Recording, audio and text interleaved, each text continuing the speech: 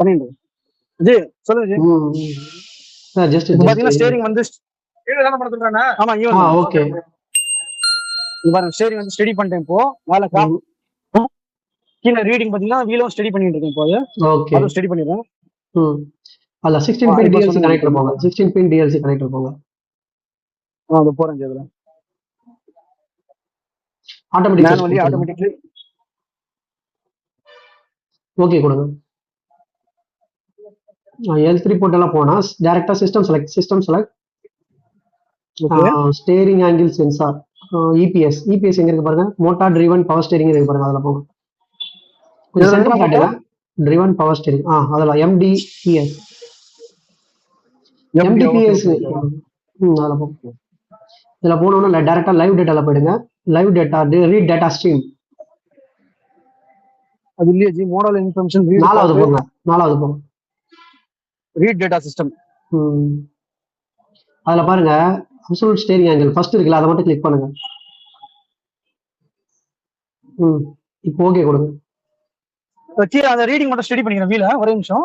நீங்க ரீடிங்க்கு இதுக்கு சம்மந்தம் இல்லை. இதை பண்ணிட்டதுக்கு அப்புறம் அலைன்மெண்ட் பண்ணுங்க. ஓகே கொடுங்க. இப்போ ஓகே கொடுவா. இப்போ என்னன்னா தர வந்து 0 லெவல்ல இருக்கணும். ஸ்டேரிங் வந்து இந்த இது ஆங்கிள் வந்து 0ல இருக்கணும்.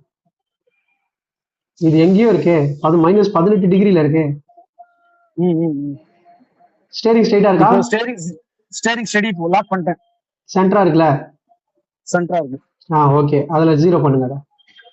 பேக் வாங்க. ஓகே நீங்க பண்ணிட்டீங்கல, பேக் வந்துருங்க. இதுதான் ஆங்கிள் அவ்வளவு கிராஸா இருக்கு இப்ப. ஓகேங்களா? இதான் நீங்க 0 பண்றீங்க. பேக் வந்துருங்க.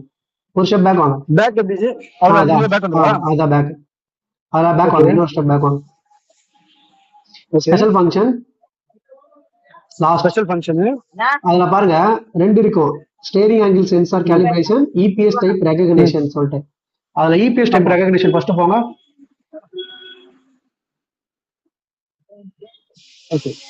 ஓகே இது மேனுவல் தான். அப்ப பேக் வந்துருங்க. கரெக்டா தான் இருக்கு. பேக் வாங்க. ஸ்டேரிங் ஆங்கிள் சென்சார் காலிபிரேஷன் போங்க. வெஹிக்கிள் வந்து இக்னிஷன் ஆன்ல இருக்கணும், இன்ஜின் ஸ்டாப்ல இருக்கணும். ஓகே கொடுத்துருங்க. எல்லா பொசிஷனும் கரெக்டா இருக்கணும். நான் சொன்னதெல்லாம் ஓகே கொடுத்துருங்க. இன்ஜின் ஸ்டார்ட் சொல்லுங்க புரியல எனக்கு. இக்னிஷன் மட்டும் தான் ஆன்ல இருக்கணும், இன்ஜின் ஸ்டார்ட்ல இருக்க கூடாது. Okay ignition on. Okay right. Okay கொடுங்க. ரைட் பண்ணிட்டு போட்டுமா? ஓகே கொடுங்க. அதான் ரீசெட் ஆயிடுச்சு. 10 நிமிஷம் ஆஃப் பண்ணிட்டு திருப்பி ஆன் பண்ணுங்க. அப்படியே இருங்க. 10 நிமிஷம் ஆஃப் பண்ணுங்க. 10 செகண்ட். 1 ஆஃப் பண்ணுங்க ஜி. 1 2 3 4 5 6 7 8 9 10 ஆன் பண்ணுங்க. இப்போ ஓகே கொடுங்க ப்ரோ. இப்போ ஓகே கொடுத்தீங்களா? இப்போ ஓகே கொடுங்க ப்ரோ. அந்த டேப் ஆண்ட வாங்க. ஓகே கொடுங்க. ஓகே கொடுங்க.